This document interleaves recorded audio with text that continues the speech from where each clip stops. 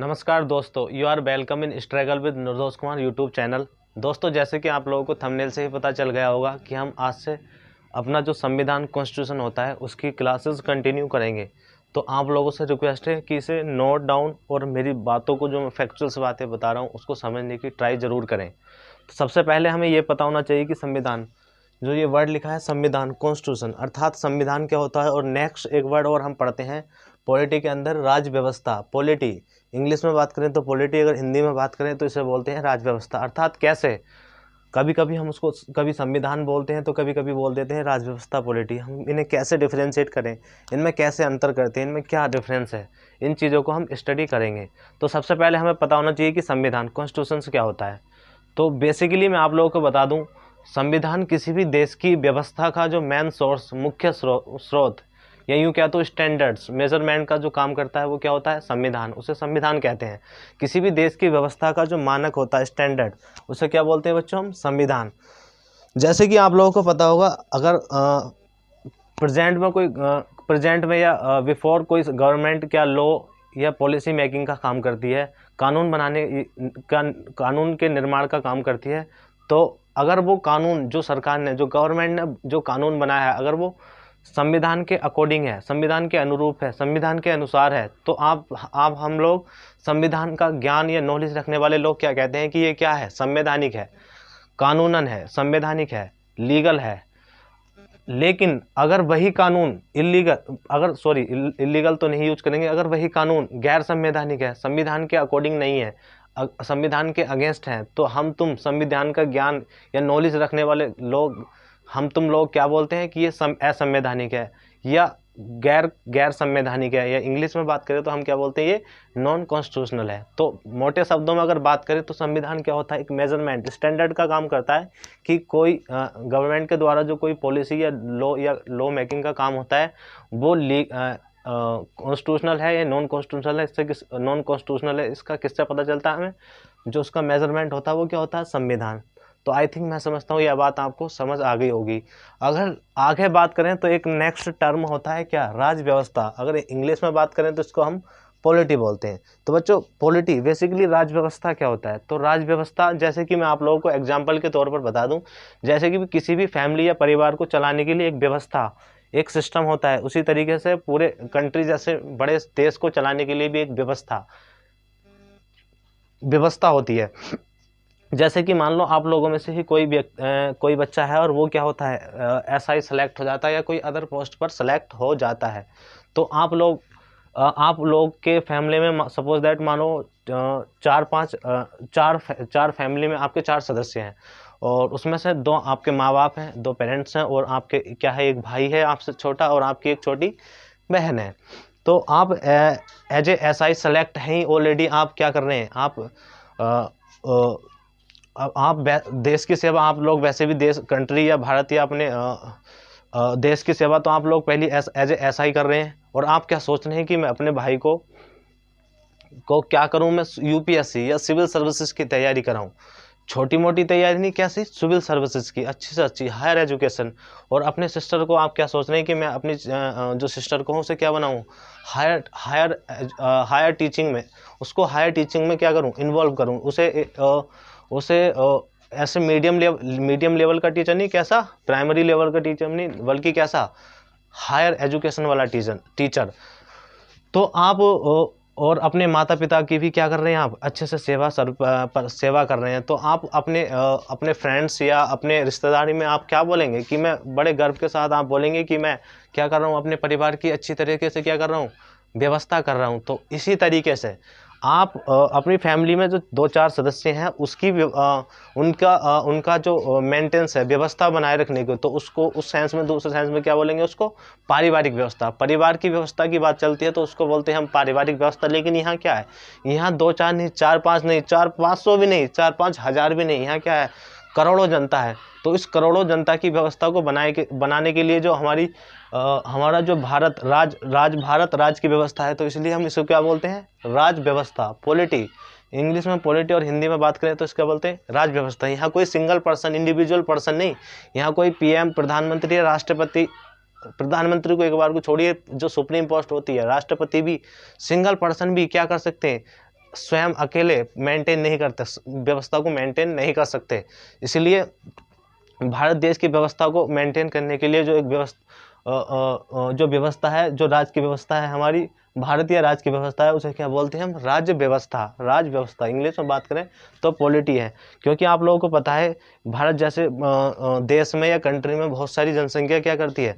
निवास करती है। और यहाँ एक सिंगल पर्सन के यहाँ और सिंगल पर्सन कोई सिंगल पर्सन जैसे कि आप बात करें राष्ट्रपति, इसको मेंटेन नहीं कर सकते और यह संभव भी नहीं है। तो इसलिए भारत जैसी व्यवस्था को बनाए रखने के लिए जो भारत राज्य की व्यवस्था है, उसलिए उसे हम क्या बोलते हैं? राज्य व्यवस्था। आई थिंक मैं समझता हूँ ये टर्म्स आपको समझ आ गया होगा।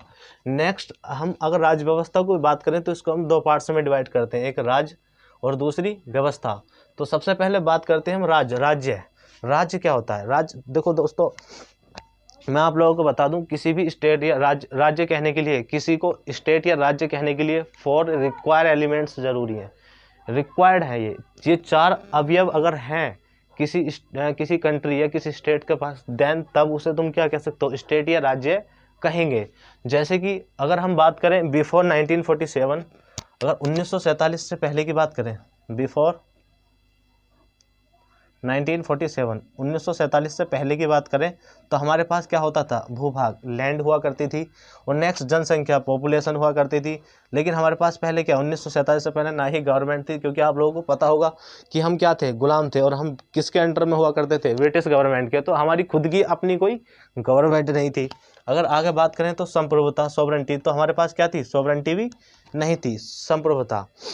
लेकिन अगर प्रेजेंट की बात करें तो हमारे पास क्या है? हमारे पास भूभाग भी है और हमारे पास पॉपुलेशन भी है और हमारे पास क्या है? गवर्नमेंट भी है। तो हमारे पास क्या नहीं, अब हमारे पास प्रेजेंट में क्या है? सॉवरेंटी भी है। तो गवर्नमेंट का तो आपको समझ में आ गया होगा कि गवर्नमेंट से मीन्स होता है सरकार से। लेकिन ये आगे अगर बात करें हम सॉवरेंटी क्या होता है? अर्थात ये सॉवरेंटी क्या चीज़ है ऐसी जो हमारे पास पहले नहीं थी, लेकिन आज हमें ऐसा क्या मिल गया है कि आज हम क्या कहते हैं? बड़े गर्व के साथ कहते हैं कि India is a sovereign country. Bharat एक संप्रभु देश है। तो दोस्तों, आप लोग सोचिए जरा, आज से पहले मतलब सॉरी 1947 से पहले ऐसा हमारे पास क्या नहीं था कि हम अपने आप को क्या नहीं कहते थे? सॉवरेन कंट्री नहीं कहते थे। और आज ऐसा हमें क्या मिल गया है कि आज हम क्या है? सॉवरेन। आज हम संप्रभु हैं। आज हम बड़े गर्व के साथ कहते हैं India is a sovereign country. Bharat एक संप्रभु देश है। तो दोस्तों, मैं आप लोगों को प्रत्यक्ष रूप से बता दूं, सीधे तौर पर बता दूं तो संप्रभुता, सॉवरेंटी क्या होता है? स्वयं से, खुद से। सॉवरेंटी का मीन्स होता है स्वयं से, खुद से निर्णय लेने में सक्षम होना, खुद से निर्णय लेने में कैपेबल होना, सक्षम। मतलब किसी बाह्य कंट्रोल में किसी के कंट्रोल में ना होना, खुद से कोई डिसीजन लेने में खुद से सक्षम होना। तो इंडिया क्या है? आज इंडिया को कोई पॉलिसी अपनी पब्लिक को कोई पॉलिसी देनी हो या कोई लॉ मेकिंग का काम करना हो, तो ऐसा तो है नहीं कि हमारी इंडिया गवर्नमेंट किसी के कंट्रोल में आके आपको उसके अकॉर्डिंगली कुछ सर्विसेज प्रोवाइड करती है। ऐसा नहीं है ना। आजकल हमारे जो भारत है, इंडिया कंट्री है, क्या है? सॉवरेन कंट्री है, खुद से स्वयं से डिसीजन ले सकता है, वो चाहे इंटरनली हो या एक्सटर्नली। अब इंटरनली सॉवरेंटी, एक्सटर्नली सॉवरेंटी क्या होता है? जैसे कि अगर सपोज दैट मान लो हमारी सरकार को क्या है? पब्लिक को कुछ सर्विस प्रोवाइड करानी है या कुछ स्वास्थ्य से रिलेटेड या किसी डिफेंस से रिलेटेड कोई चीज़ प्रोवाइड करानी है पब्लिक को, तो ऐसा तो है नहीं कि वो किसी से पूछकर या किसी के कंट्रोल, या चाइना कहेगा कि अपनी पब्लिक को ये मत दो तो वो नहीं देगी, ऐसा तो है नहीं। क्योंकि हम आज क्या है? सॉवरेन है, संप्रभु है। वो अपनी इच्छा से खुद से कुछ भी डिसीजन ले सकती है, वो स्वतंत्र है, इंडिपेंडेंस है ना, उसे फ्रीडम मिली हुई है। आगे अगर बात करें एक्सटर्नली सॉवरेंटी की बात करें तो बाह्य संप्रभुता। आज हमारी जो गवर्नमेंट है, सरकार है, सेंट्रल गवर्नमेंट है, वो चाहे तो किसी भी देश के साथ क्या कर सकती है? समझौता ज्ञापन पर हस्ताक्षर कर सकती है, या किसी भी देश से परमाणु से रिलेटेड या अदर डिफेंस से रिलेटेड या फिर अदर हेल्थ से रिलेटेड कोई भी समझौता ज्ञापन कर सकती है, बिना किसी कंट्रोल, बिना किसी दूसरे देश के कंट्रोल के। तो कंट्रोल बिना किसी देश के स्वतंत्र रूप से खुद से डिसीजन लेने की जो पावर्स होती है, उसे हम क्या बोलते हैं? सॉवरेंटी, संप्रभुता, स्वयं से निर्णय लेते हैं। तो आई थिंक आप लोगों को समझ में आया होगा इन दो वर्ड का मीनिंग कि इंटरनल सॉवरेंटी क्या होता है और एक्सटर्नल सॉवरेंटी क्या होता है। तो आप लोगों से मैं एक क्वेश्चन करना चाहूँगा, आप लोग ये बताइए, जैसे कि आपने स्टेट होते हैं, यूपी हुआ, बिहार हुआ, इस टाइप के जो स्टेट हैं, हरियाणा, पंजाब, तो ये क्या इंटरनल सॉवरेनिटी के अंतर्गत आते हैं, मतलब इन्हें इंटरनल सॉवरेन स्टेट को बोलेंगे, मतलब ये खुद से डिसीजन ले सकते हैं। बताइए आप लोग सब लोग।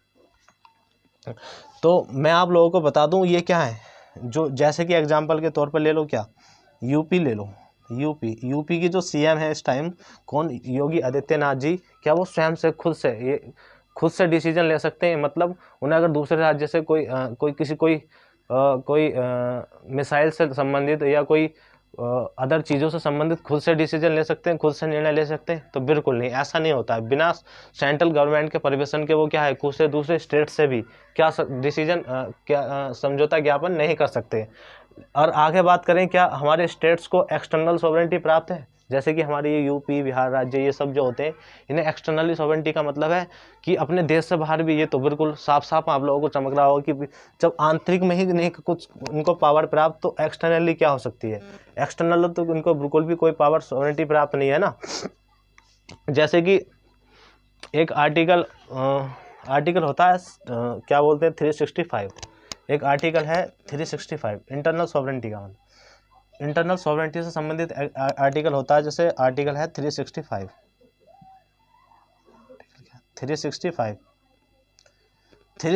के अंतर्गत क्या है, अगर सेंट्रल गवर्नमेंट क्या देती है, निर्देश देती है, किसे? सेंट्रल गवर्नमेंट किसे? राज्य को क्या देती है? निर्देश। राज्य अगर उस निर्देश को मान जाता है तो क्या है, तब तो ठीक है, सब कुछ ठीक है। लेकिन अगर राज्य, इनका जो सेंट्रल गवर्नमेंट ने इंस्ट्रक्शंस दिए, निर्देश, अगर राज्य स्टेट नहीं मानता है, तो पूरी की पूरी कंट्रोल तो सेंट्रल गवर्नमेंट को अधिकार है कि उसका पूरे का पूरा कंट्रोल किस में हो जाएगा? सेंट्रल गवर्नमेंट के हाथों में। अब वो कुछ भी नहीं कर सकती खुद से। इस तरीके के एग्जाम्पल, तो इन सब एग्जाम्पल से क्या पता चलता है? इन सब एग्जाम्पल से पता चलता है कि क्या है, ये इंटरनल सॉवरेनिटी नहीं है। यूपी, बिहार, ये राज्य सब क्या है, इंटरनल सॉवरेनिटी के अंतर्गत नहीं आते हैं। अगर बात करें एक्सटर्नल सॉवरेनिटी, तो आपको टर्म से पता चला होगा, एक्सटर्नल तो ये हो ही नहीं सकते, क्योंकि क्या ये खुद से डिसीजन ले सकते हैं कि ये अगर चाहे बांग्लादेश से परमाणु ज्ञापन पर या किसी अदर चीज़ों पर हस्ताक्षर करने के लिए या कुछ अदर चीज़ों पर समझौता ज्ञापन करने के लिए खुद से डिसीजन ले सकते हैं? बिल्कुल नहीं, क्योंकि अगर भारत की बाउंड्री से आगे की डिसीजन की बात करें तो सिर्फ किसका अधिकार होता है? Central government. बाउंड्री के बाहर की बात सिर्फ सेंट्रल गवर्नमेंट के अंडर में होती है।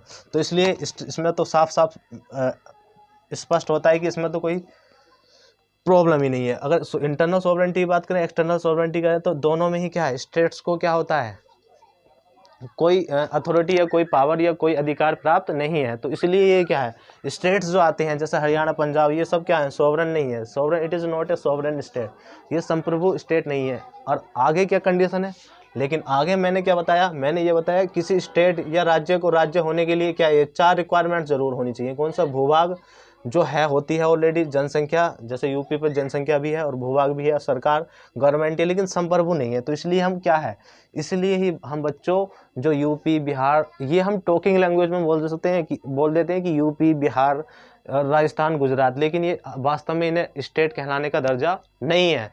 क्यों नहीं है? क्योंकि बच्चों स्टेट कहने के लिए 4 रिक्वायरमेंट्स होना जरूरी है। कौन कौन सी? एक भूभाग, जनसंख्या, सरकार और संप्रभुता, जो कि इन पर सोवरेन संप्रभुता जो सोवरेन है वो इनके पास नहीं है। अभी बताया प्रूव करके क्यों नहीं है, क्योंकि ना ही इनके पास इंटरनली सोवरेन है, ना ही एक्सटर्नली सोवरेन है, इसलिए इन्हें स्टेट कहलाने का दर्जा प्राप्त नहीं है। तो इसलिए हम टॉकिंग लैंग्वेज में बोल देते हैं कि यूपी स्टेट या पंजाब राज्य, हरियाणा राज्य, उत्तर प्रदेश राज्य, लेकिन पॉलिटिकल सेंस में हम इन्हें क्या, राज्य नहीं बोलेंगे। राज्य बोलने के लिए क्या है, ये वाली 4 कंडीशन फुलफिल करनी होती हैं, जो कि ये कर नहीं पा रहे हैं स्टेट। इसलिए हम राज्य को जो टॉकिंग लैंग्वेज में वर्ड यूज करेंगे, जो राज्य की जगह जो हम टॉकिंग लैंग्वेज में वर्ड यूज करेंगे पॉलिटिकल साइंस में, क्या करेंगे, देश। क्या?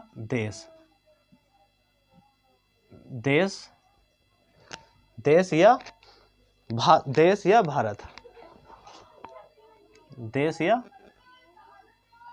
भारत, इस तरीके से। तो देश, अब देश, अगर कंट्री देश या भारत की बात करें तो भारत के पास क्या है, भूभाग भी है, पॉपुलेशन भी है, सरकार भी है और सॉवरेन भी है। India sovereign, India is a sovereign country. क्यों? क्योंकि इंडिया खुद से डिसीजन लेने में कैपेबल है, सक्षम है, खुद से कोई भी डिसीजन बिना किसी आउटर कंट्रोल के डिसीजन ले सकता है। इसलिए इंडिया, जहां अगर राज्य वर्ड यूज होगा तो उससे हम किस सेंस में यूज करेंगे? देश या भारत। राज्य का मतलब देश या भारत, क्योंकि राज्य वही होता है जो ये 4 कंडीशन फुलफिल करता है। वो कौन करता है? अपना देश या भारत। तो राज्य अगर पॉलिटिकल साइंस में जहाँ राज्य वर्ड आया तो उसका मतलब क्या है? देश या भारत से। आप बात करेंगे सर ये राज्य तो हरियाणा, पंजाब ये सब राज्य होते हैं, ये राज्य नहीं होते। ये पॉलिटिकल साइंस में क्या होते हैं? It is a unit of state या it is a unit of country. ये स्टेट या कंट्री की क्या होती है? यूनिट्स, इकाई होती है सिर्फ, जो अपन नाम लेते हैं ना। तो आप लोगों को आई थिंक समझ आ गया हो कि हम टॉकिंग लैंग्वेज में ऐसा बोल देते हैं हरियाणा है, पंजाब राज्य, लेकिन पॉलिटिकल साइंस में ये क्या है? It is a unit, only unitized. I think ये बात आपको समझ में आ गई होगी।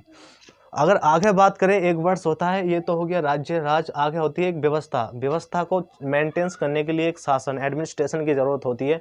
और शासन को हम 3 पार्ट्स में डिवाइड करते हैं। एक एक्सिक्यूटिव होता है, एक लेजिस्लेचर होता है, एक जुडिशियल होता है। हिंदी में बात करें तो इसे कार्यपालिका बोलते हैं, इसे विधानमंडल बोलते हैं और इसे न्यायपालिका बोलते हैं। तो जो हमारी एक्सिक्यूटिव होती है कार्यपालिका जो एक्सिक्यूटिव होती है, अगर जनरली बात करें तो 2 टाइप्स की एक्सिक्यूटिव होती है इंडिया में। 2 टाइप्स की भाई साहब कौन कौन सी होती है? पहली जो एक्सिक्यूटिव होती है वो होती है परमानेंट एक्सिक्यूटिव और सेकंड होती है टेम्परेरी एक्सिक्यूटिव। अब कैसे डिफरेंशिएट करते हैं? परमानेंट एक्सिक्यूटिव क्या होती है और टेम्परेरी एक्सिक्यूटिव क्या होती है? तो दोस्तों हम अगर बात करें परमानेंट एक्सिक्यूटिव और टेम्परेरी एक्सिक्यूटिव की, तो परमानेंट एक्सिक्यूटिव में आप जैसे बच्चे होते हैं जो सेलेक्ट एग्जाम पास करके सेलेक्ट होते हैं, किसी पोस्ट पर अपॉइंट किए जाते हैं, जो अपॉइंट होते हैं किसी पोस्ट पर, जैसे कि कोई क्लर्क बनेगा, कोई एसआई बनेगा, कोई अदर एग्जाम्स के थ्रू कोई ना कोई पोस्ट अपॉइंट करेगा, है ना। इस तरीके से हम लोग जो एग्जाम देकर पास होते हैं वो कैसे होते हैं? परमानेंट एक्सिक्यूटिव के अंतर्गत, यानी स्थायी कार्यपालिका के अंतर्गत आते हैं। लेकिन जो बिना किसी एग्जाम के, जैसे कि पॉलिटिकल पार्टी हो गई, जो बिना किसी एग्जाम के, ना ही उनके लिए कोई मैक्सिमम क्वालिफिकेशन क्राइटेरिया होता है, ना ही उनके लिए कोई मैक्सिमम एज क्राइटेरिया होता है। तो ऐसी जो एक्सिक्यूटिव आते हैं वो कैसे एक्सिक्यूटिव होते हैं? टेम्परेरी एक्सिक्यूटिव, अस्थायी कार्यपालिका। अस्थायी कार्यपालिका, उसमें पॉलिटिकल पार्टी आती है, जैसे राष्ट्रपति हुआ, प्रधानमंत्री हुआ। क्या कभी आपने सुना है कि इनके लिए मैक्सिमम एजुकेशन क्वालिफिकेशन फिक्स होती है? कुछ नहीं होती। लेकिन आपके लिए मैक्सिमम एजुकेशन क्वालिफिकेशन फिक्स होती है। आप चाहे कितना भी होशियार है, लेकिन अगर आपकी ओवर एज हो गई तो आप किसी काम लायक नहीं बचेंगे। और अगर बात करें परमानेंट स्थायी कार्यपालिका की, तो इसमें आप क्या होते हैं? आपको अगर आप अपॉइंट होते हैं किसी पोस्ट पर, तो आपका एक टेन्योर फिक्स हो जाता है कि आप 60 साल के बाद क्या होंगे? रिटायर्ड होंगे, डिसअपॉइंटेड होंगे, है ना। लेकिन ये जो होता है टेम्पोररी एक्सिक्यूटिव अस्थायी कार्यपालिका, इसके अंतर्गत जो पॉलिटिकल पार्टी आती है उनका कोई ना ही टाइम पीरियड होता है। ये 5 साल में सरकार है, 5 साल के बाद कोई और आएगा, लेकिन आपको कोई फर्क नहीं पड़ता। आप तो फिक्स एक टेन्योर होता है अपना 60 साल का, एक टेन्योर होता है, उसमें आप क्या हो? फिक्स हो। चाहे सरकार आती रहेगी, जाती रहेगी, लेकिन आपका क्या है? टाइम फिक्स है, टेन्योर फिक्स है ना, इस तरीके से। लेकिन इनका कोई टाइम फिक्स नहीं हो सकता। इनका ना 5 साल फिक्स है, 5 साल चाहे तो मेजोरिटी खो दें तो ये 5 साल से पहले ही चले जाएं, इस तरीके से।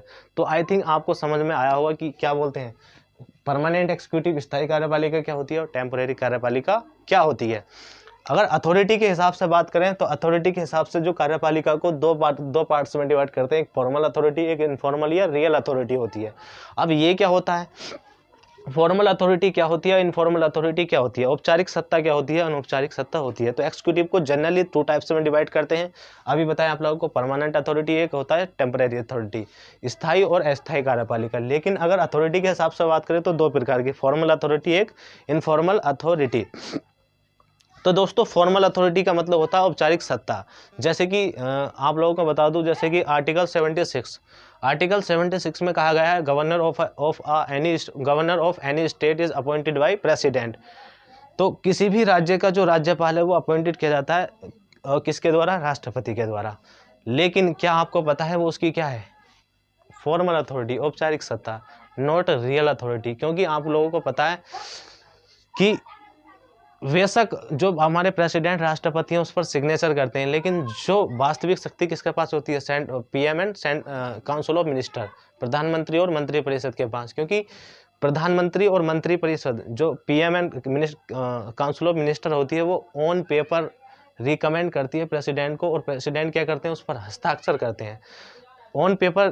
तो आप लोगों को पता आप लोगों को पता चल गया हो कि इनफॉर्मल अथॉरिटी या रियल अथॉरिटी किसके पास हुई? सेंट्रल गवर्नमेंट के। क्योंकि सेंट्रल गवर्नमेंट किसी भी राज्य का राज्यपाल किसी व्यक्ति को नियुक्त करना चाहती है तो ऑन पेपर रिकमेंड कौन करती है? Central government. लेकिन प्रेसिडेंट का सिर्फ काम इतना होता है उस पर सर सिग्नेचर करने का। तो आपको पता चला कि रियल अथॉरिटी किसके पास है? PM and council of minister, यानी प्रधानमंत्री और मंत्रिपरिषद के पास। लेकिन फॉर्मल अथॉरिटी किसके पास है? राष्ट्रपति के पास। क्योंकि राष्ट्रपति का काम क्या था? फॉर्मेलिटी निभाना, सिर्फ सिग्नेचर करना। लेकिन वास्तविक शक्ति सेंट्रल गवर्नमेंट के पास। क्योंकि सेंट्रल गवर्नमेंट जिसे मर्जी चाहे क्या कर सकती है? किसी भी राज्य का गवर्नर नियुक्त कर सकती है। तो सेंट्रल गवर्नमेंट क्या करती है? लिखित में क्या करती है? रिकमेंड लिखकर, कोई पेपर लिखकर रिकमेंड करती है कि आप इस पर सिग्नेचर कर दिए। तो प्रेसिडेंट क्या करते हैं? हमारे राष्ट्रपति उस पर सिग्नेचर करते हैं। इसलिए उनकी जो पावर, फॉर्मेलिटी निभाते हैं सिर्फ, तो इसलिए उनकी जो पावर होती है फॉर्मल अथॉरिटी के अंतर्गत आती है। लेकिन इनफॉर्मल और रियल अथॉरिटी आपको पता चला सेंट्रल गवर्नमेंट के पास। अगर आगे बात करें, एक वर्ड हम यूज करते हैं कि प्रेसिडेंट जो है वो नॉमिनल अथॉरिटी के अंतर्गत आता है। मतलब हम संविधान में एक वर्ड पढ़ते हैं जो अपने राष्ट्रपति प्रेसिडेंट होते हैं वो क्या होते हैं? नाम मात्र के शासक। क्या आप लोगों को पता है इनको हम नॉमिनल अथॉरिटी, नाम मात्र का शासक क्यों बोलते हैं? दोस्तों मैं आप लोगों को बता दूं, हर चीज़ के पीछे कोई ना कोई रीजन होता है, हर वर्ड के पीछे कहने का कोई ना कोई रीजन्स होता है। अगर हम बात करें प्रेसिडेंट की तो इनको नॉमिनल अथॉरिटी या नाम मात्र का शासक इसलिए कहा जाता है बच्चों, क्योंकि इनके पास कुछ एक ही सिचुएशंस होती हैं जो उनको नॉमिनल अथॉरिटी या नामात्र के शासक का दर्जा प्राप्त करती है। मींस मतलब इनके पास कुछ ही ऐसी सिचुएशन होती है ये स्वयं से, जिसमें ये स्वयं से खुद से अधिकतर रिकमेंडेड होती हैं, लेकिन कुछ ही नामात्र ही, नॉमिनल मीन्स नामात्र ही, कुछ ही ऐसी सिचुएशन होती है खुद से स्वयं से डिसीजन ले सकें। तो कुछ ही डिसीजन जो ये खुद ही डिसीजन जो खुद से लेते हैं उनकी जो यह पावर है वो कहलाती है डिस्क्रिशनरी पावर। हिंदी में बात करें तो स्वविवेकीय शक्ति। तो कुछ ही सिचुएशन में ये क्या है? खुद से फैसला लेते हैं, इसलिए ऐसी शक्तियों को इनको क्या कहते हैं? Nominal authority. As a example मैं आप लोगों को बता दूं, जैसे कि जनरल इलेक्शन ऑफ लोकसभा के जो जनरल इलेक्शंस होते हैं उसमें अगर कोई भी ऐसी पार्टी नहीं है जो फुल मेजोरिटी में हो, जो अपना पूर्ण बहुमत प्राप्त कर ले, ऐसी कोई भी पार्टी नहीं है। तो हमारे प्रेसिडेंट इस सिचुएशन में, ये सिचुएशंस होती हैं कुछ ही सिचुएशंस, तो इस सिचुएशंस में हमारे जो राष्ट्रपति हैं उनको क्या है? एक अधिकार है, उनको एक अथॉरिटी प्राप्त है जिसे नॉमिनल अथॉरिटी कहते हैं। क्या अधिकार प्राप्त है? कि वो अपनी इच्छा से या अपनी मर्जी से चाहे किसी को भी क्या नियुक्त कर सकती हैं? प्रधानमंत्री, पीएम नियुक्त कर सकती है अपनी मर्जी से। किसी भी पॉलिटिकल पार्टी के लीडर को क्या कर सकती है? पीएम अपॉइंट कर सकती है अपनी इच्छा से। और एज ए एग्जांपल जैसे और मैं आप लोगों को बता दूं, जैसे वीटो पावर में एक तो होता है फाइनेंशियल बिल, एक होता है ऑर्डिनरी बिल। इनमें उसको क्या है? वीटो पावर का अधिकार प्राप्त है। उनकी ये डिस्क्रिशनरी स्वयं की स्वविवेकीय शक्ति है। लेकिन दो में ये बाउंडेड है। कौन कौन से में? कॉन्स्टिट्यूशनल अमेंडमेंट बिल, एक मनी बिल। इन दो में ये बाउंडेड है। लेकिन ये दो है फाइनेंशियल बिल और ऑर्डिनरी बिल, ये इसमें क्या है? इन्हें खुद की स्वयं की विवेक है, अपनी इच्छा से, इनकी मर्जी है। एक सिचुएशन है, सिचुएशंस होती है इनके पास। कुछ सिचुएशन होने के कारण हम इनको क्या बोलते हैं? प्रेसिडेंट, राष्ट्रपति को नॉमिनल अथॉरिटी यानी नामात्र का शासक। तो आई थिंक आप लोगों को समझ में आ गया होगा आप लोगों को पता चला होगा कि नॉमिनल अथॉरिटी हम प्रेसिडेंट को नॉमिनल अथॉरिटी क्यों बोलते हैं। आगे बात करें हम कार्यपालिका में, अगर यूनियन एग्जीक्यूटिव, तो अभी आप लोगों को बताया कि फॉर्मल अथॉरिटी किसके पास होती है? प्रेसिडेंट। और इनफॉर्मल अथॉरिटी कौन होता है? इनफॉर्मल अथॉरिटी के अंतर्गत कौन आता है? इनफॉर्मल अथॉरिटी में होती है जैसे कि central PM and council of minister, यानी प्रधानमंत्री और मंत्रिपरिषद। इसी प्रकार सेम केसेस स्टेट एग्जीक्यूटिव, राज्य कार्यपालिका में होता है। राज्य कार्यपालिका में भी फॉर्मल अथॉरिटी किसके पास होती है? कौन होता है स्टेट का हेड? गवर्नर। तो गवर्नर के पास क्या होती है? Formal authority. अगर इनफॉर्मल अथॉरिटी की बात करें तो कौन होता है? CM and council of minister, यानी कि मुख्यमंत्री और मंत्रिपरिषद। आगे अगर बात करें विधानमंडल, विधायिका, इसको इंग्लिश में बात करें तो लेजिस्लेचर या लेजिस्लेटिव बोलते हैं। तो आप लोगों को अगर मैं एज ए एग्जांपल समझाऊं तो यहाँ पर जो विधानमंडल ये विधायिका होती है, यहाँ ये एक किचन होती है। किचन मीन्स जैसे कि आप लोगों को सपोज दैट आपका कोई फैमिली घर है और उसमें एक किचन है। किचन में किसी दिन दिन बहुत अच्छा था और आपने क्या करा, अच्छी अच्छी मिठाइयाँ बनवाई और अच्छे अच्छे फ्रूट्स वगैरह अच्छे अच्छे खाने के स्वादिष्ट भोजन बनवाया। और फैमिली पर क्या है, फैमिली क्या है, बेंच पर बैठे हैं जो मेंबर्स हैं फैमिली के, और वो इंतजार कर रहे हैं कि खाना कब आए कब आए। आपने खाना तो स्वादिष्ट बनाया, लेकिन खाना आपको ना परोसा जाए तो क्या उसका कोई मतलब है? उस खाने का बनने का, स्वादिष्ट होने का कोई मतलब है अगर आपको ना परोसा जाए? तो सेम केसेस यहाँ पर लॉ मेकिंग का काम, मतलब यहाँ पर पॉलिसी या लॉ मेकिंग का काम यहाँ पर होता है, कानून बनने का काम यहाँ पर होता है, कानून के निर्माण का कार्य कहाँ होता है, यहाँ पर। लेकिन इम्प्लीमेंट करने का काम किसका होता है? इम्प्लीमेंट करने का काम होता है कार्यपालिका का। अगर ये लोग यहाँ ब्यूरोक्रेट्स, ये लोग अगर इसको सही से इम्प्लीमेंट नहीं कर पाए तो हम तुम लोग जो संविधान का ज्ञान, या फिर जो अलग लोग होते हैं, वो लोग क्या कहते हैं, वो हम तुम लोग ये कहते हैं कि क्या कानून बना तो ठीक था लेकिन उसको इम्प्लीमेंट, लागू सही से नहीं किया गया। यहाँ पर तो कानून, यहाँ पर कोई गलती नहीं है, यहाँ पर तो कानून ठीक बना लेकिन उसको इम्प्लीमेंट्स, लागू ठीक से नहीं किया गया। तो हम आप लोग क्या बोलते हैं कि गलती यहाँ नहीं यहाँ थी। लेकिन अल्टीमेटली हमारे तुम्हारे कहने से कुछ नहीं होता। अल्टीमेटली जो फैसला होता है, अल्टीमेटली जो उसका जुडिशियल न्याय करती है, वो कोई होती है? हमारी जुडिशियरी न्यायपालिका। उसका अंतिम रूप से फैसला कि ये कानून यहाँ पर गलती थी कि यहाँ पर गलती थी, इसका अंतिम रूप से निर्णय कौन करता है? हमारा जुडिशियल न्यायपालिका। तो कानून, आई थिंक आप लोगों को समझ में आएगा, लॉ मेकिंग का काम यहाँ होता है। और उसको इम्प्लीमेंट जो यहाँ के ब्यूरोक्रेट्स होते हैं, जैसे IAS PCS सिविल सर्विस के बड़े ऑफिसर्स, बड़े अधिकारी, जो उसको लागू ठीक से करवा पाते हैं, तो हम क्या कहते हैं? कानून बना भी ठीक और हो, लागू भी ठीक तरीके से हुआ, है ना। लेकिन यहाँ पर कानून बना ठीक और लागू ठीक तरीके से न हुआ, तो हम आप लोग क्या कहते हैं कि कानून बना तो ठीक था लेकिन जो यहाँ एक्सिक्यूटिव बेस में जो ब्यूरोक्रेट्स बैठे हैं, अधिकारी, IAS PCS सिविल सर्विसेज के जो ऑफिसर्स होते हैं, वो सब क्या है? करप्ट हैं, भ्रष्ट हैं। तो हम क्या कहते हैं? ये कानून क्या है? ये कानून यहाँ बना तो ठीक था लेकिन इसको लागू ठीक से नहीं किया गया था। यहाँ पर जो ब्यूरोक्रेट से लागू करने वाले, वो सब क्या है? भ्रष्ट थे, है ना, इस तरीके से। आगे अगर बात करें कि इसमें गलती है, अगर इसमें गलती है, इसका अल्टीमेटली डिसीजन कौन करता है? न्यायपालिका, जुडिशियल। तो आप समझते हैं जुडिशियल में क्या क्या होता है। सबसे जुडिशियल की बात करें तो सबसे पहले क्या आता है इसमें? जुडिशियरी में सबसे पहले सुप्रीम कोर्ट आता है। क्यों? आप लोगों को पता होगा, सुप्रीम कोर्ट ने जो फैसला सुना दिया तो वो क्या बन जाता है? कानून बन जाता है, एक लॉ, नियम, कानून बन जाता है अगर सुप्रीम कोर्ट का फैसला। क्योंकि ये क्या है, हमारे अगर देश में बात करें तो क्या है? सुप्रीम है, इससे बड़ा कोई नहीं है। इसने जो फैसला या इसने जो डिसीजन सुना दिया वो क्या बन जाता है? एक लॉ, कानून बन जाता है। और संविधान का आप लोगों को पता होगा, संविधान का अंतिम व्याख्याकर्ता कौन होता है? यही, इसको सुप्रीम कोर्ट को पावर्स, केवल सुप्रीम कोर्ट को पावर्स है कि ये संविधान का व्याख्याकार है, ये संविधान की व्याख्या कर सकता है। अगर आगे बात करें, सेकंड नंबर पर अपना हाई कोर्ट, उच्च न्यायालय आता है। अगर इससे नेक्स्ट नंबर की बात करें तो अधीनस्थ न्यायालय, इसे लोअर कोर्ट या सुबॉर्डिनेट कोर्ट भी बोलते हैं। अधीनस्थ न्यायालय, अधीनस्थ न्यायालय को हम 3 पार्ट्स में डिवाइड करते हैं। एक होता है रेवेन्यू कोर्ट, एक होता है सिविल कोर्ट और एक होता है क्रिमिनल कोर्ट। रेवेन्यू कोर्ट में राजस्व न्यायालय होता है, सिविल कोर्ट में दीवानी न्यायालय हिंदी में बात करें तो। अगर क्रिमिनल कोर्ट बोले तो इसे आपराधिक न्यायालय कहते हैं। तो जो अपना लोअर कोर्ट या सुबॉर्डिनेट कोर्ट होता है, इसको 3 पार्ट्स में डिवाइड करते हैं। एक रेवेन्यू कोर्ट, एक सिविल कोर्ट, एक क्रिमिनल कोर्ट। तो सिविल और क्रिमिनल, इसे दीवानी न्यायालय और आपराधिक न्यायालय, इन दोनों को मिलाकर जो न्यायालय बनता है उसको हम क्या बोलते हैं? डिस्ट्रिक्ट कोर्ट बोलते हैं। तो आप लोगों से आगे से कोई मिस्टेक ना करें तो इसे प्लीज़ नोट जरूर कर लें। इन दोनों के, लोअर कोर्ट के अंदर या सुबॉर्डिनेट कोर्ट के अंतर्गत ये तीनों आते हैं, रेवेन्यू कोर्ट, सिविल कोर्ट और क्रिमिनल कोर्ट। लेकिन सिविल कोर्ट और क्रिमिनल कोर्ट के अंतर्गत क्या आते हैं? District court. इन दो को मिलाकर क्या बनता है? District court. तो आई थिंक आप लोगों को समझ में आया होगा। यहाँ पर मैं आप लोगों को बता दूं, जो हमारा जो पहले कोर्ट था बिफोर 1947, सुप्रीम कोर्ट, जब से ही इसका नाम सुप्रीम कोर्ट, क्योंकि आप लोगों को पता होगा सुप्रीम कोर्ट की स्थापना बाय रेगुलेटिंग एक्ट 1773, 1773 के रेगुलेटिंग एक्ट के द्वारा 1774 में हुई थी, है ना। तो आप लोगों को मैं बता दूं, ये कहाँ पर, कभी कभी क्वेश्चन यही पूछा जाता है कहाँ पर, तो ये कहाँ पर हुई थी? कोलकाता, है ना, कोलकाता में। तो 1774 में। लेकिन क्या आप लोगों को पता है जब का जो सुप्रीम कोर्ट था, क्या वो सुप्रीम कोर्ट था वाकई? आप लोगों को पता होना चाहिए जब का जो सुप्रीम कोर्ट था वो क्या वास्तव में सुप्रीम कोर्ट था? तो आप लोग, मैं बता दूं, वो बिल्कुल सुप्रीम कोर्ट नहीं था। वहाँ के लोग जो बड़े बड़े लीडर थे, वहाँ के लोगों ने भी आवाज़ उठाई। क्यों? क्योंकि बच्चों, आप लोगों को पता होगा वहाँ पर फैसला, नाम बेशक सुप्रीम कोर्ट था लेकिन अंतिम फैसला कहाँ हुआ करता था, लंदन में।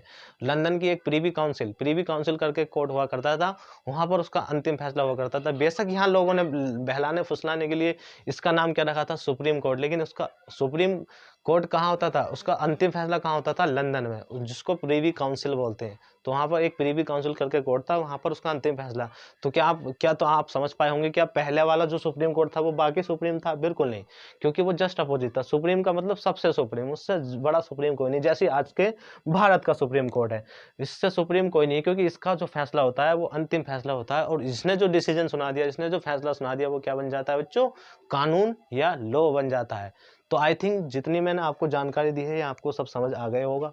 ये क्या होता है, किसे संविधान किसे कहते हैं, पॉलिटी या कॉन्स्टिट्यूशन में अंतर डिफ्रेंशिएट कैसे करते हैं, व्यवस्था एडमिनिस्ट्रेशन क्या होता है, कार्यपालिका, विधानमंडल, न्यायपालिका में कौन कौन से अंग होते हैं, ये चीज़ें पढ़ते हैं।